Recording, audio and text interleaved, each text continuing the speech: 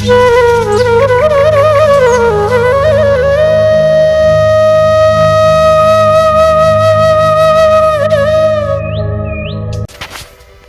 ಸ್ನೇಹಿತರೆ, ನಮಸ್ಕಾರ.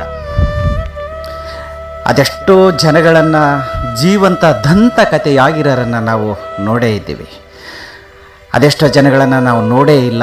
ಎಲ್ಲೋ ಪೇಪರ್ನಲ್ಲೋ T V ಮಾಧ್ಯಮದಲ್ಲೋ ಒಂದಷ್ಟು ಓದಿರ್ತೀವಿ, ಅವ್ರ ಬಗ್ಗೆ ತಿಳ್ಕೊಂಡಿರ್ತೀವಿ. ಅವರು ಮುಗಿಲೆತ್ತರಕ್ಕೆ ಬೆಳೆದು ನಿಂತು ಹಲವಾರು ಕುಟುಂಬಗಳಿಗೆ, ಜನರಿಗೆ ನೆರಳಾಗಿರ್ತಕ್ಕಂಥ ಕಥೆಗಳನ್ನು ಸಾಕಷ್ಟು ನಾವು ಕೇಳ್ತಾನೇ ಇದ್ದೀವಿ. ಇವತ್ತಿಗೂ ಅವರು ಒಂದು ಮೇರು ವ್ಯಕ್ತಿತ್ವ, ಸಮಾಜದ ಕೆಲವು ಯುವಕರನ್ನು ಪರಿವರ್ತನೆ ಮಾಡ್ತಕ್ಕಂಥ ಶಕ್ತಿಯನ್ನು ಹೊಂದಿರತಕ್ಕಂಥವರು ನಿಮ್ಮ ನಡುವೆ ಇದ್ದೇ ಇದ್ದಾರೆ. ಆ ಥರನಾಗಿದ್ದಾಗ ಸ್ನೇಹಿತರೆ, ನಮ್ಮದೇ ಜೊತೆಯಲ್ಲಿ ಇದ್ಕೊಂಡು ನಮ್ಮ ಒಡನಾಡಿಗಳಂತೆ ಸದಾ ತಿರುಗಾಡಿ, ಇನ್ಫ್ಯಾಕ್ಟ್ ನಮ್ಮ ತುಂಬ ಆತ್ಮೀಯರಲ್ಲಿ ಆತ್ಮೀಯರಾಗಿ ಆ ಬಡತನದ ಆ ನೋವು ನಲಿವುಗಳು, ಒಂದೊತ್ತಿನ ಊಟ, ಜೊತೆಗೆ ಎಂಟರ್ಟೈನ್ಮೆಂಟ್ ಅಂದರೆ ಏನು ಅಂತ ಗೊತ್ತಿಲ್ಲದೇ ಜೀವನ ಸಾಗಿದರೆ ಸಾಕು, ಒಂದಷ್ಟು ಬರೀಲಿಕ್ಕೆ ಓದಲಿಕ್ಕೆ ನೋಟ್ಬುಕ್ಕು ನೀಟಾಗಿದ್ದರೆ ಸಾಕು ಅಂಥ ಒಂದು ಪರದಾಡ್ತಕ್ಕಂಥ ದಿನಮಾನಗಳಲ್ಲಿ ಒಂದಾಗಿದ್ದು ನಮ್ಮೊಟ್ಟಿಗೆ ಬೆಳೀತಾ ಬೆಳೀತಾ ಬೆಳೀತಾ ಇವತ್ತು ಒಂದು ದೊಡ್ಡ ಆಲದ ಮರವಾಗಿ ಕರ್ನಾಟಕದ ಅತ್ಯಂತ ಶ್ರೀಮಂತ ವ್ಯಕ್ತಿಗಳಲ್ಲಿ ಒಬ್ಬರಾಗಿ, ಹೃದಯ ಶ್ರೀಮಂತರಾಗಿ, ಹಾಗೆ ಜನರ ನಾಡಿ ಮಿಡಿತವನ್ನರಿತು ಅವರಿಗೆ ನೆರಳಾಗಿ, ಉಸಿರಾಗಿ, ಸ್ನೇಹಮಯಾಗಿ, ಸ್ನೇಹಿತರನ್ನು ಮರೆಯದೆ ಅದೇ ತುಂಟತನ, ಅದೇ ಬಾಲ್ಯ ಜೀವನ, ಅದೇ ಏಕವಚನ. ಹಾಗೆ ಸ್ನೇಹಿತರೆ, ಇದು ಸ್ನೇಹ ಅಂದರೆ ಕೇವಲ ಒಂದು ದಿನಕ್ಕೆ ಹುಟ್ಟಿ ಮರುದಿನ ಸತ್ತೋಗ್ತಕ್ಕಂಥದ್ದಲ್ಲ. ಅಂಥ ವ್ಯಕ್ತಿಗಳು ಸಿಕ್ಕೋದು ಅಪರೂಪ. ಅಂಥ ಅಪರೂಪದಲ್ಲಿ ಅಪರೂಪ ಆಗಿರ್ತಕ್ಕಂಥ ನನ್ನ ಬಾಲ್ಯದ ಗೆಳೆಯ ದಯಾನಂದ ಪಡಶೆಟ್ಟಿ ಅಂತಕ್ಕಂಥವ್ರು. ನಿಜ, ಈ ಮನುಷ್ಯ ಸ್ನೇಹಿತರೆ ಯಾವಾಗಲೂ ಬಹಳ ಬಾಟಮ್ಮು, ಹಾರ್ಟ್ಫುಲ್ಲಾಗಿ ನಗ್ತಕ್ಕಂಥವನು, ಸದಾ ತಳಮಟ್ಟದ ಯೋಚನೆಗಳನ್ನು ಯೋಚನೆ ಮಾಡುತ್ತಾ, ಪ್ರೀತಿ, ಸ್ನೇಹ, ಆಪ್ತತೆ, ಬಾಂಧವ್ಯ, ಆತ ಶ್ರೀಮಂತ ಆಗಿರೋದು ಬೇರೆ ಲೆಕ್ಕ. ಆತನ ಶ್ರಮ, ಆತನ ಒಂದು ಚಾಣಕ್ಷತನ, ಆ ಒಂದು ವ್ಯಾವಹಾರಿಕ ಜ್ಞಾನದಿಂದ ಇವತ್ತು ದಂತಕಥೆಯಾಗಿ ನಮ್ಮೆಲ್ಲರೊಟ್ಟಿಗೆ ಕರ್ನಾಟಕದ ಶ್ರೀಮಂತರ ಪಟ್ಟಿಯಲ್ಲಿ ಕಾಣಿಸ್ಕೊಳ್ತಕ್ಕಂಥದ್ದು ಸಾಮಾನ್ಯವಾದ ಒಂದು ವಿಚಾರವಲ್ಲ. ಆತ್ಮೀಯ ಸ್ನೇಹಿತ ಹೇಗೆ ಅಂದರೆ, ನಾವು ಸುಮಾರು 1995ರ ನಂತರದ ದಿನಗಳಲ್ಲಿ ಜೊತೆಯಾಗಿ ಅಲ್ಲಿಂದ ಇಲ್ಲಿವರೆಗೆ ನಡೆದು ಬಂದಿರೋ ಹೆಜ್ಜೆ ಗುರುತುಗಳು ಅದೆಷ್ಟಿವೆ ಅಂತ ಲೆಕ್ಕ ಇಡೋಕ್ಕಾಗೋದಿಲ್ಲ. ಇವತ್ತು ಅವರು ಒಂದು ದೊಡ್ಡ ಸ್ಥಾನದಲ್ಲಿ ಇದ್ದರೂ ಕೂಡ ಆಗಾಗ ನಮ್ಮೊಟ್ಟಿಗೆ ಬಾಲ್ಯದ ನೆನಪುಗಳನ್ನು ಮೆಲುಕು ಹಾಕುತ್ತಾ ಹೆಜ್ಜೆಗಳನ್ನು ಹಾಕ್ತಾ ಇರೋದು ನೋಡಿದ್ರೆ really we are very happy and lucky fellows because of we are getting that type of friend.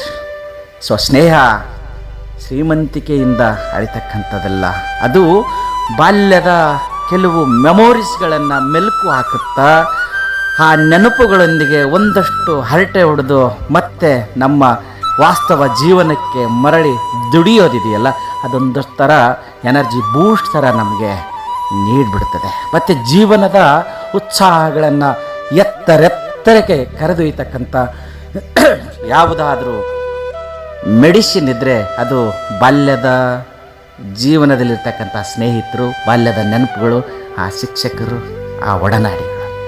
ಅಂಥವರಲ್ಲಿ DS Max owner ಆಗಿರ್ತಕ್ಕಂಥ, DS ಮ್ಯಾಕ್ಸ್ ಪ್ರಾಪರ್ಟಿ ಓನರ್ ಆಗಿರ್ತಕ್ಕಂಥ ಆತ್ಮೀಯ ಸ್ನೇಹಿತ ದಯಾನಂದ ಪಡಶೆಟ್ಟಿ ಇವತ್ತು ಕರ್ನಾಟಕದ ಅದೆಷ್ಟೋ ಜನರು ಇವರನ್ನು ನೆನೆಸ್ಕೊಳ್ತಾರೆ, ಆರಾಧಿಸ್ತಾರೆ, ಹೊಗಳ್ತಾರೆ.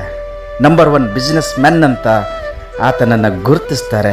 ಅಂತ ಗುರುತಿಸ್ತಕ್ಕಂಥ ವ್ಯಕ್ತಿ ಬೆಳೆದು ಬಂದಿರತಕ್ಕಂಥ ರೀತಿಯನ್ನು ನಾವು ನೋಡಿದಾಗ ತುಂಬ ಬಡ ಕುಟುಂಬದಲ್ಲಿ ಜನಿಸಿರ್ತಕ್ಕಂಥ ಸ್ನೇಹಿತ ಹಲವಾರು ಕಷ್ಟಗಳನ್ನು, ಹಲವಾರು ನೋವುಗಳನ್ನು ಮೆಟ್ಟಿ ಈಚೆ ಬಂದಿರತಕ್ಕಂಥವ್ರು. ಈ ಎತ್ತರಕ್ಕೆ ಬೆಳೆದಿರಬೇಕಾದ್ರೆ ಅವ್ರಿಗೇನು ಗ್ರೀನ್ ಕಾರ್ಪೆಟ್ ಆಸೆ ಕರ್ಕೊಂಡು ಹೋಗಿ ದಿಢೀರಂತ ಮಿಲೇನಿಯರ್ ಆಗಿ ನಿಲ್ಲಿಸಿರ್ತಕ್ಕಂಥದ್ದಲ್ಲ. ಅದೆಷ್ಟೋ ಕಲ್ಲು ಮುಳ್ಳುಗಳಿಂದ ತುಂಬಿರ್ತಕ್ಕಂಥ ಈ ಒಂದು ದಾರಿಯಲ್ಲಿ ಬಯಲು ಮಾಡುತ್ತಾ ಸಾಗಿ ಉತ್ತುಂಗದ ಶಿಖರಕ್ಕೆ ಏರಿ ನಿಂತು ಇವತ್ತು ನನ್ನ ಗೆಳೆಯ ಅಲ್ಲಿ ನಿಂತಿದ್ದಾನೆ, ಶ್ರಮದ ಫಲಶ್ರುತಿ ಆತನನ್ನು ಕರ್ನಾಟಕ ಗುರುತಿಸ್ತಿದೆ ಅಂತಂದರೆ ಅದರ ಹಿಂದುಗಡೆ ಇರತಕ್ಕಂಥ ಶ್ರಮ, ಅದರ ಹಿಂದುಗಡೆ ಇರತಕ್ಕಂಥ ಆತನ ಜ್ಞಾನ, ಆತ ಅಲ್ಲಿಂದ ಇಲ್ಲಿವರೆಗೆ ನಡೆದು ಬರಬೇಕಾಗಿರುವಾಗ ಹಾಕಿರ್ತಕ್ಕಂಥ ಆತನ ಶ್ರಮ, ಎಫರ್ಟ್, ಡೆಡಿಕೇಶನ್, ಆ ಒಂದು ತಪಸ್ಸು ಇವತ್ತು ಆ ಪುಣ್ಯಾತ್ಮನನ್ನು ದಂತಕಥೆಯನ್ನಾಗಿ ಮಾಡಿದೆ. ಇವತ್ತಿನ ಸಮಾಜದಲ್ಲಿ ಸ್ನೇಹಿತರೆ, ಯುವಕರಿಗೆ ಒಂದು ಮಾರ್ಗದರ್ಶಿ ಮಾಡೆಲ್ ಆಗಿ ಹೊರಹೊಮ್ಮಿರ್ತಕ್ಕಂಥ ಆತ್ಮೀಯ ನನ್ನ ಕ್ಲಾಸ್ಮೇಟು, ಗೆಳೆಯ, ಸಹಪಾಠಿ ದಯಾನಂದ್. ಯಾವಾಗಲೂ ಆತ ದಯಾನಂದಾಗೆ ನಮ್ಮ ಪಾಲಿಗೆ, ಆತ್ಮೀಯ ಗೆಳೆಯನಾಗೆ ನಮ್ಮ ಪಾಲಿಗೆ ಸಿಗ್ತಾನೆ. ಯಾವತ್ತೂ ನಾನು ಶ್ರೀಮಂತ ಅಂತ ಹೇಳ್ಕೊಳ್ಳದೆ ಇರತಕ್ಕಂಥ ಹೃದಯ ಶ್ರೀಮಂತ ನನ್ನ ಸ್ನೇಹಿತ. ನಾನು ಇಷ್ಟೆಲ್ಲ ಮಾತನಾಡಲಿಕ್ಕೆ ಕಾರಣ, ಹಲವಾರು ವಿಚಾರಗಳನ್ನು ಮಾತನಾಡ್ತಾ ಇರ್ತೀವಿ. ನಮ್ಮೊಳಗೆ ಇರ್ತಕ್ಕಂಥ ಅದೆಷ್ಟು ಪುಣ್ಯಾತ್ಮರನ್ನು ನಾವು ಮರ್ತಾ ಹೋಗ್ಬಿಟ್ಟಿರ್ತೀವಿ. ಅವರೇ ನಮ್ಮ ಜೀವನಕ್ಕೆ ಇನ್ಸ್ಪೈರ್ ಆಗ್ತಾರೆ. ಎಷ್ಟೋ ಹುಡುಗರಿಗೆ ಇನ್ಸ್ಪೈರ್ ಆಗಿದ್ದಾರೆ, ದುಡಿತಾ ಇದ್ದಾರೆ, ಮೇಲ್ಮಟ್ಟಕ್ಕೆ ಹೋಗ್ತಾ ಇದ್ದಾರೆ. ಅಂದರೆ ಬಿಕಾಸ್ ಆಫ್ ಈ ಥರದ ಸ್ನೇಹಿತ ಬೆಳೆದು ನಿಂತು ಇನ್ನೊವರಿಗೆ ಬೆಳಿಲಿಕ್ಕೆ ಸದಾಶಯವನ್ನು ಮೂಡಿಸ್ತಕ್ಕಂಥವ್ರು ಬಹಳ ಕಡಿಮೆ ಸ್ನೇಹಿತರೆ. ಅಂಥವರಲ್ಲಿ ಇವರು ಒಬ್ಬರು. ಜೀರೋದಿಂದ ಹೀರೋ ಆಗಿ ಇವತ್ತಿನ ಹೀರೋ ನಾನಲ್ಲ, ನಾವೆಲ್ಲ ಅಂತಕ್ಕಂಥ ಒಂದು ಮುಗ್ಧ ಮನಸ್ಸಿನ ಸ್ನೇಹಿತ.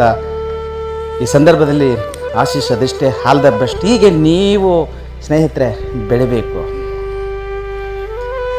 ಹೀಗೆ ನೀವು ಇನ್ನೂ ಉನ್ನತ ಸ್ತರಗಳ ಮೆಟ್ಟಿಲನ್ನು ಹತ್ತಿ ಹಿಮಾಲಯದ ಶಿಖರದೆತ್ತರಕ್ಕೆ ಬೆಳೆದು ನಿಂತಾಗ ನಮಗೂ ಬಹಳ ಖುಷಿ ಆಗ್ತದೆ. ಆ ದಿನಗಳನ್ನು ನೋಡಲಿಕ್ಕೆ ನಾವು ಬಯಸ್ತಾ ಇರ್ತೀನಿ. ಆತ್ಮೀಯ ಸ್ನೇಹಿತ, ಆಲ್ ದ ಬೆಸ್ಟ್ ಅಗೇನ್.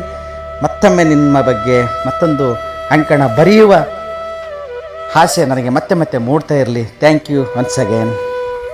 ಇಂತಿ ನಿಮ್ಮ ಪ್ರೀತಿಯ ಡಾಕ್ಟರ್ ನಂದು ಪೂಜಾರಿ.